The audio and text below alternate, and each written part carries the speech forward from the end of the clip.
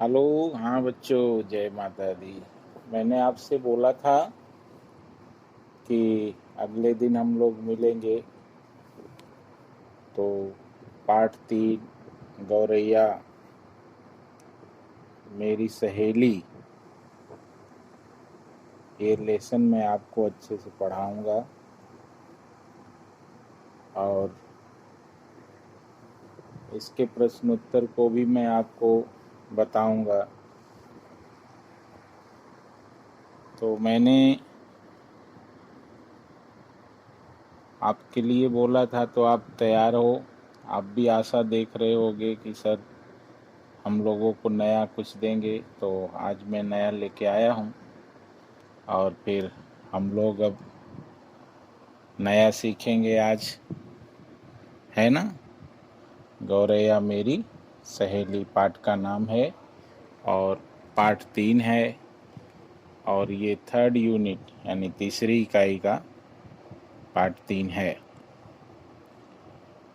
तो यहाँ पर मैं आपको थोड़ा सा सारांश बताता हूँ और ये लेसन के बारे में, और सारांश के बाद मैं आपको लेसन पढ़ के सुनाऊंगा।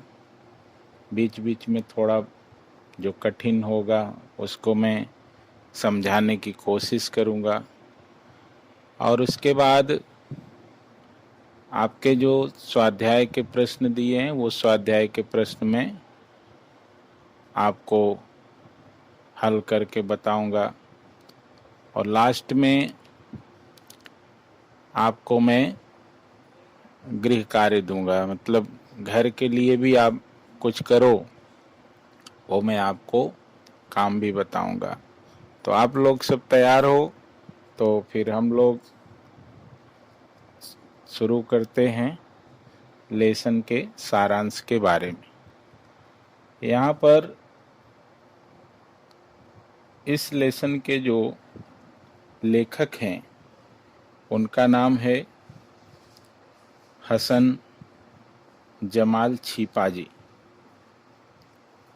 तो हसन जमाल छिपा जी ने इस लेसन में, अर्थात गौरैया मेरी सहेली में, इस लेसन में उन्होंने सबसे बड़ी बात एक ही कही है जो हमको जानना और समझना चाहिए।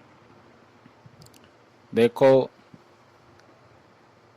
व्यक्ति चाहे छोटा हो चाहे बड़ा हो, बड़ा और छोटे का यहाँ पर कुछ ज़्यादा महत्व नहीं है। यहाँ महत्व होता है हिम्मत का।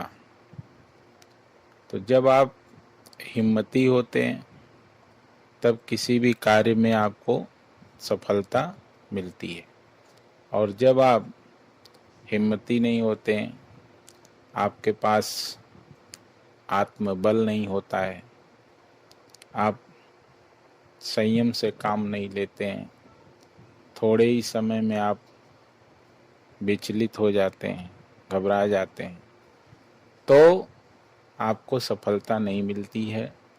यहाँ पर केवल इसी चीज को स्पष्ट करने की कोशिश लेखक ने किया है कि गौरैया अपने घोंसले को बनाती है और एक छोटी लड़की है, वो घोंसला बनाने नहीं देती है।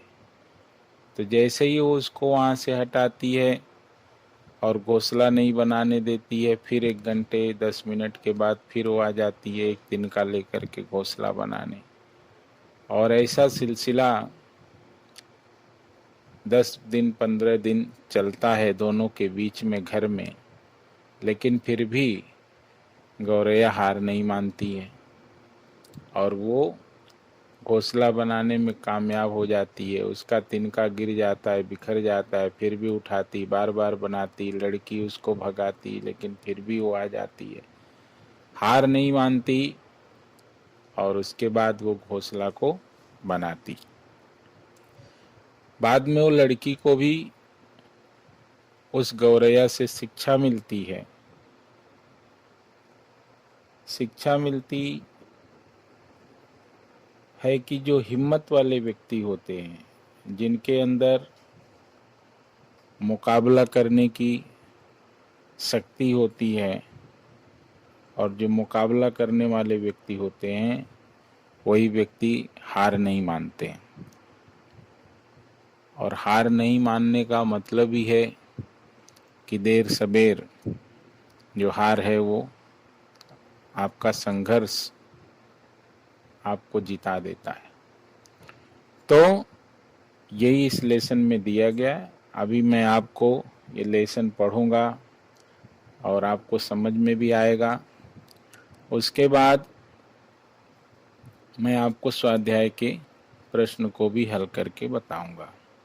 तो आप जरा ध्यान से इसको सुनिए और इसको समझते रहिए, और बाद में प्रश्न का भी उत्तर देना हो या समझना हो कैसा है तो आपको दिक्कत ना हो।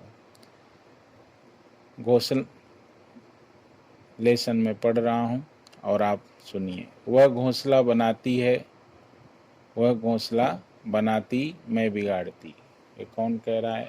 लड़की कह रही है कि वो चिड़िया गौरैया घोंसला बनाती और मैं अर्थात लड़की घोंसला को बिगाड़ती। वह मुझे देखकर फुर्र से उड़ जाती और गुस्से में आ जाती। पता नहीं इतना जबरदस्त विरोध होने पर भी वह अपने काम से हट नहीं रही। वह काम में जुटी रही और मैं परेशान होती रही। वह संघर्ष में कई दिन बीत गए। इस संघर्ष में कई दिन बीत गए। धीरे धीरे यह बात सारे घर में फैल गई कि मैं एक छोटी सी चिड़िया से लड़ रही हूँ। भाई साहब चिढ़ाते हुए पूछते, कौन जीता कौन हारा?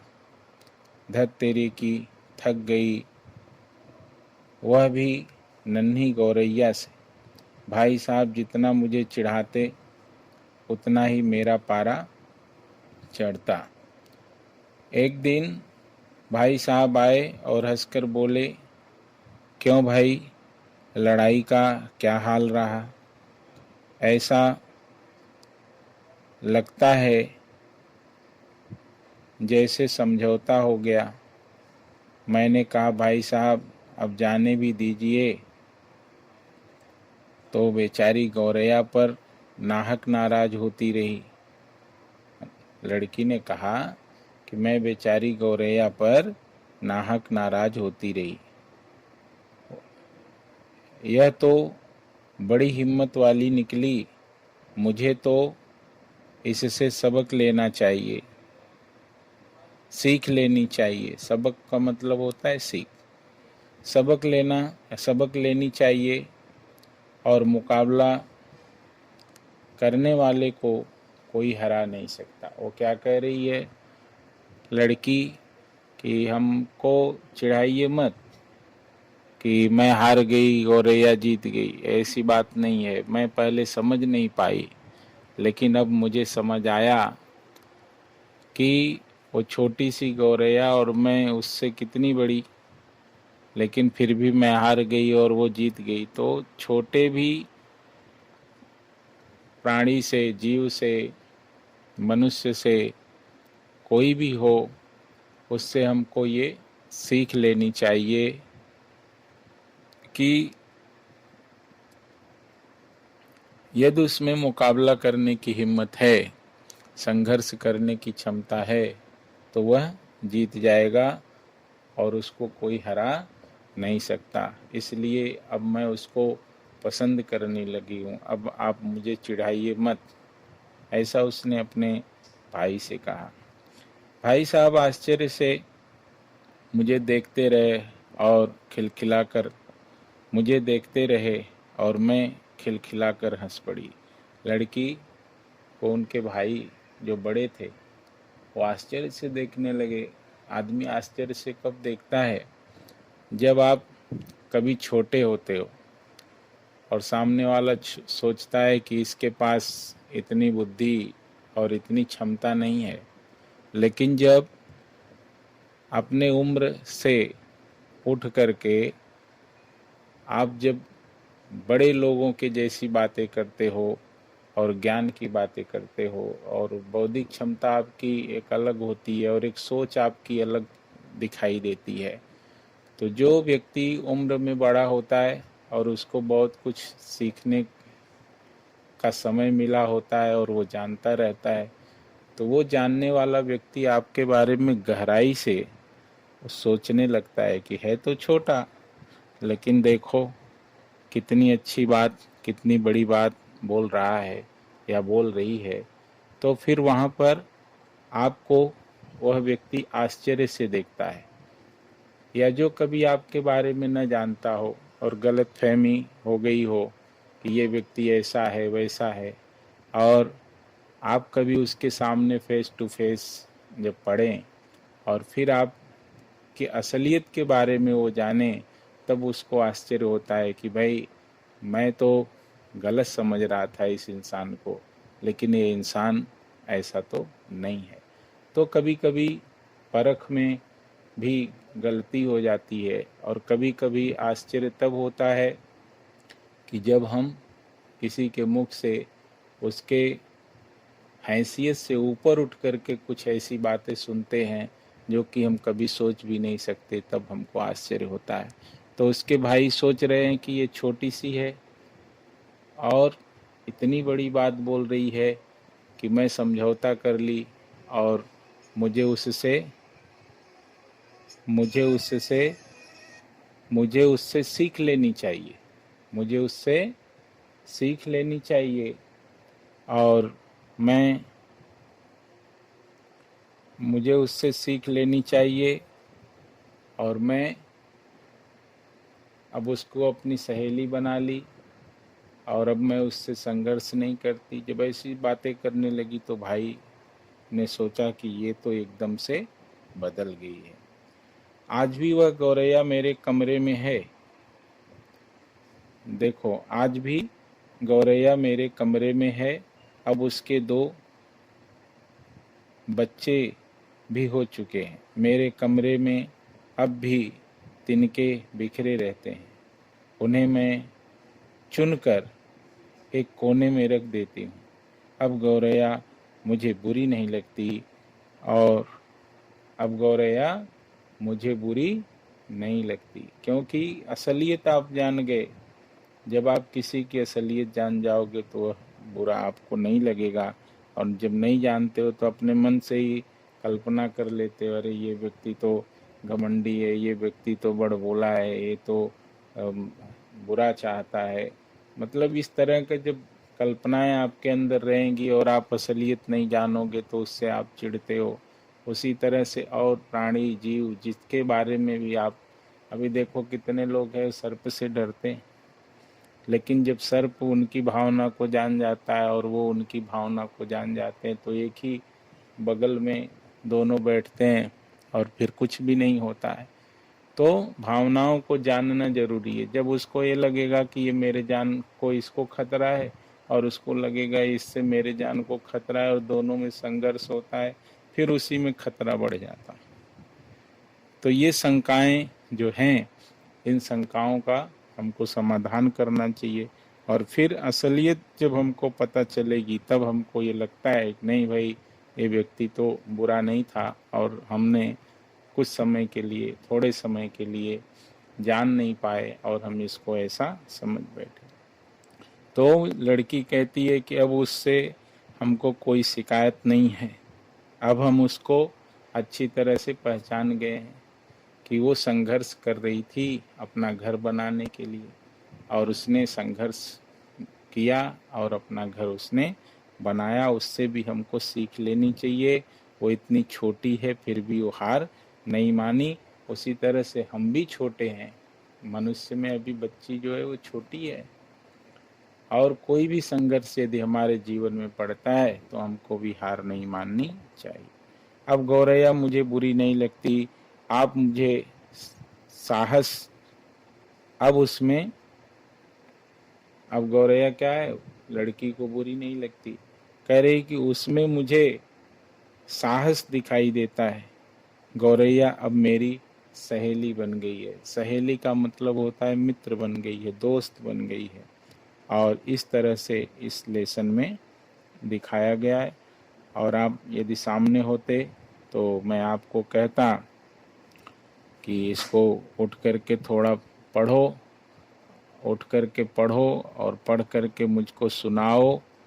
लेकिन अभी आप सामने नहीं हैं, तो फिर भी मैं जब ये वीडियो भेजूंगा तो इस वीडियो में आपको ये पूरा लेसन आपके सामने रहेगा। आप इसको सुनने के बाद फिर से इसको पढ़ भी सकते हैं, और ऐसा मान के पढ़िए कि जैसे आप पढ़ रहे हो और मैं उसको सुन रहा हूँ, और आप भी समझ रहे हो और क्लास में खड़े होकर पढ़ रहे हो, ऐसा आप पढ़िए।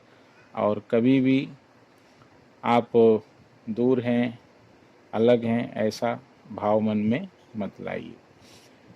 तो यहाँ पर आइए स्वाध्याय के प्रश्न के बारे में हम देखते हैं। देखो, पहला प्रश्न यहाँ पर दिया है, किसी प्राणी की कहानी सुनाओ।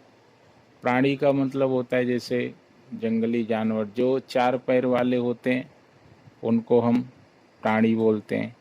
तो उनमें से किसी के बारे में भी, चाहे वो जिराफ हो, चाहे शेर हो, और चाहे वो ऊँट हो, हाथी हो, जो भी हो, इनके बारे में आप तो कहानी बता ही सकते हैं।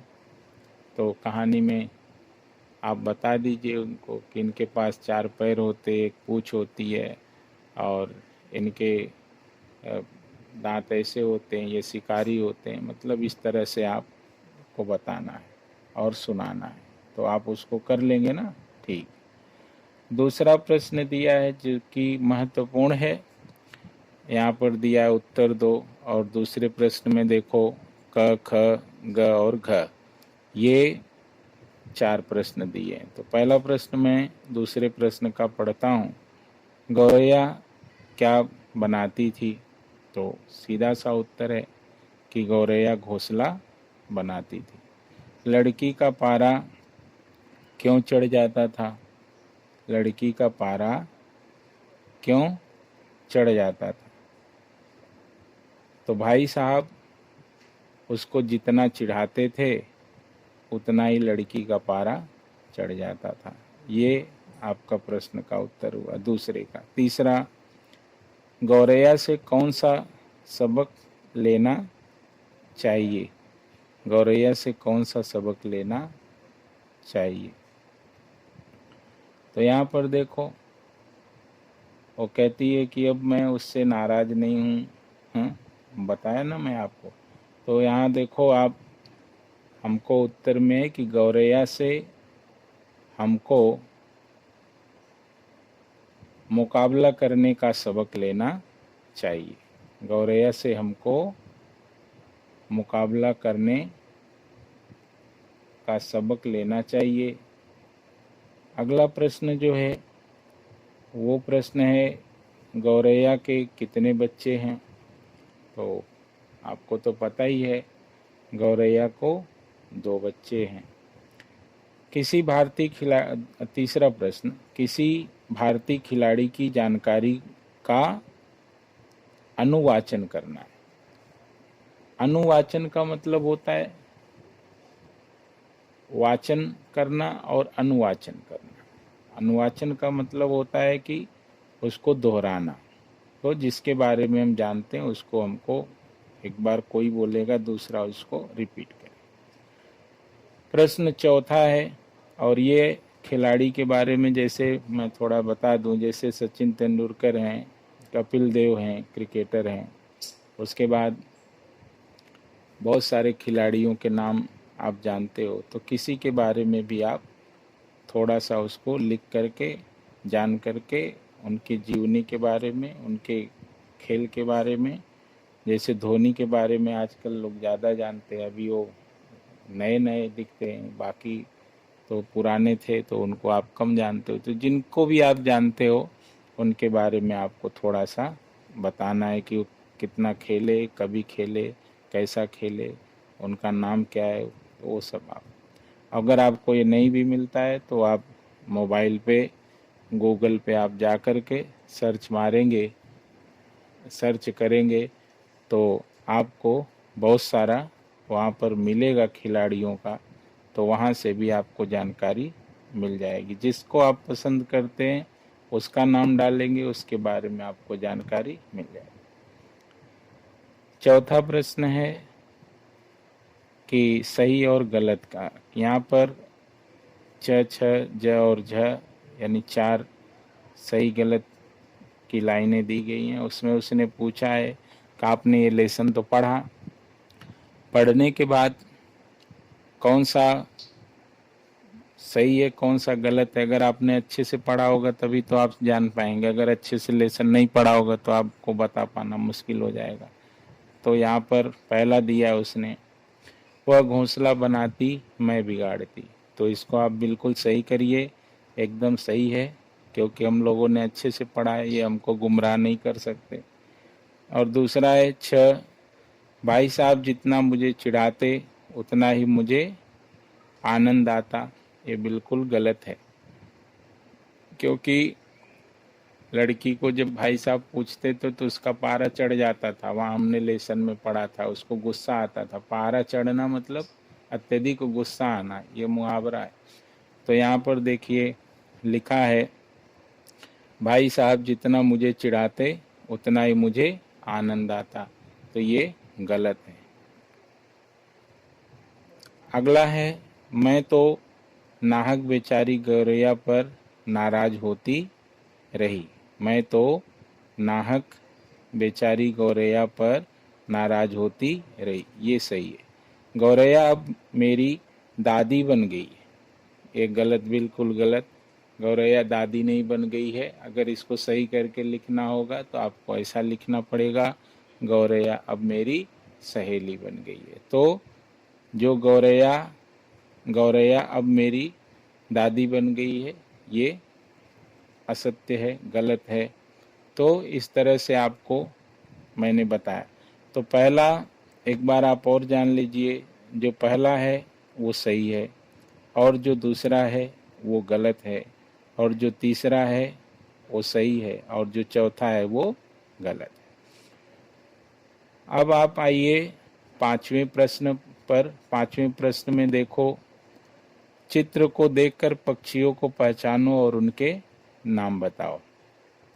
तो यहाँ पर देखो चित्र दिए गए हैं, और ये चित्र आपने पर्यावरण में बहुत सारे पक्षी देखे होंगे, और उस पक्षियों के आपको नाम पता होना चाहिए, और तभी तो आप जानेंगे ना कि ये पक्षी है, इसको मैंने देखा। जब तक किसी का नाम नहीं पता होता है, आपके सामने से वो गुजर जाए, फिर भी आप देख सकते हैं भाई ये जा रहा है, लेकिन उसको आप समझ नहीं पाते, जान नहीं पाते।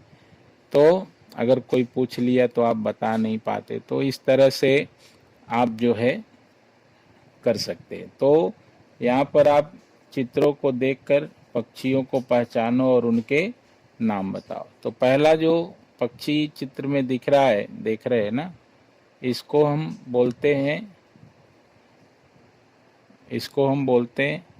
वुड कटर, अंग्रेजी में वुड कटर, लेकिन इसको हिंदी में हम बोलते हैं खटकोड़वा।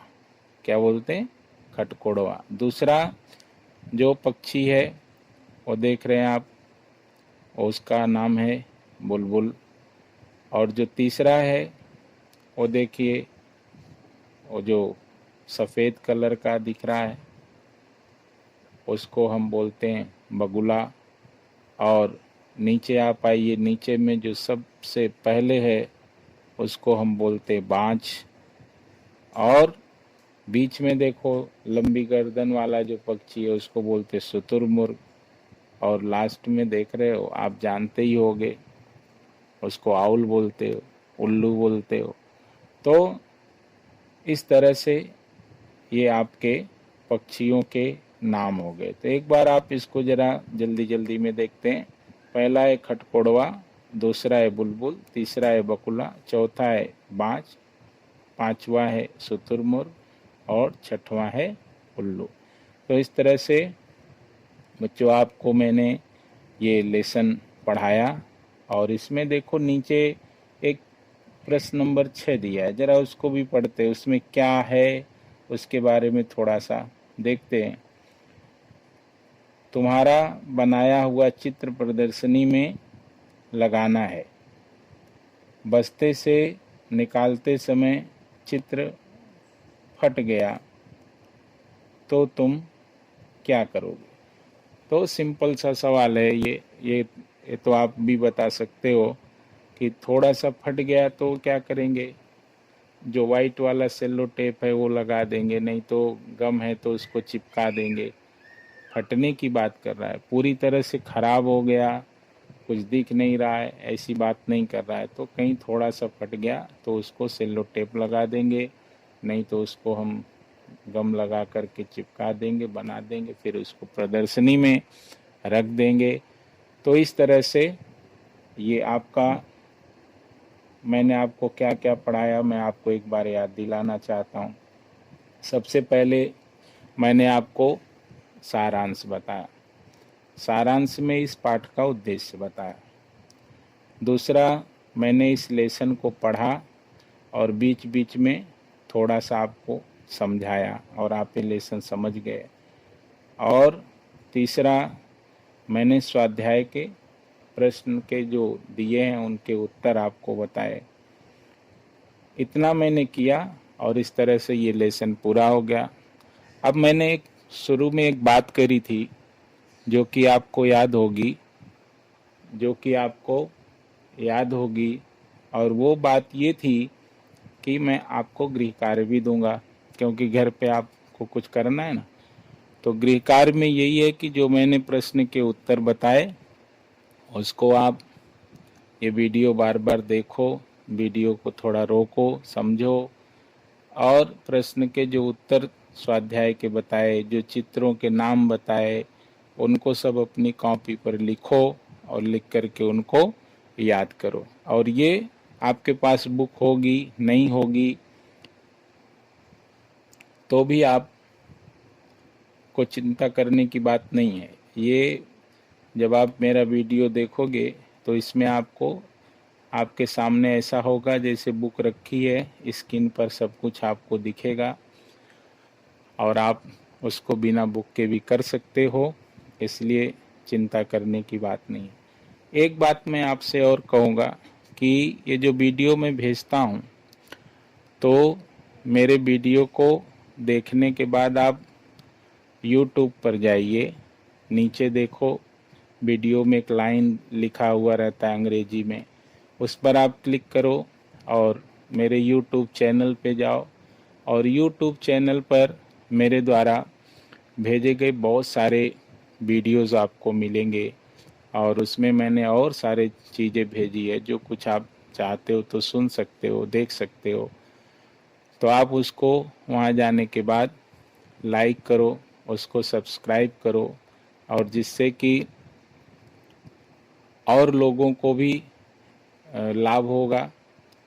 और दूसरी बात ये सोच कर के मैंने YouTube से जोड़ा, और जब आप इस वीडियो को सब्सक्राइब करोगे तो जो कुछ भी हम नया बनाएंगे और तुरंत आपको ये स्क्रीन पर आपके मोबाइल पर वो आ जाएगा जब सब्सक्राइब रहेगा। तो फिर आपको मैं भेजा नहीं भेजा, वैसे तो मैं भेजूंगा ही, हमारे क्लास के बच्चे हैं तो उनको भेजूंगा, लेकिन फिर भी अगर मैं एक आध दो दिन रुक करके भी सोचा कि भेजूंगा और YouTube पे मैंने डाल दिया, तो अगर आपने सब्सक्राइब किया है तो आपको वो तुरंत मिल जाएगा, तो आप उसको सुन सकते हैं। इसलिए उसको आप YouTube चैनल पर जा कर के आप उसको सब्सक्राइब भी करो, लाइक भी करो, जिससे कि आपके सर का जो पढ़ाया हुआ है आपको जल्दी से जल्दी वो मिले। और इसी के साथ आज मैं ये लेसन को विराम देता हूँ। जय माता दी।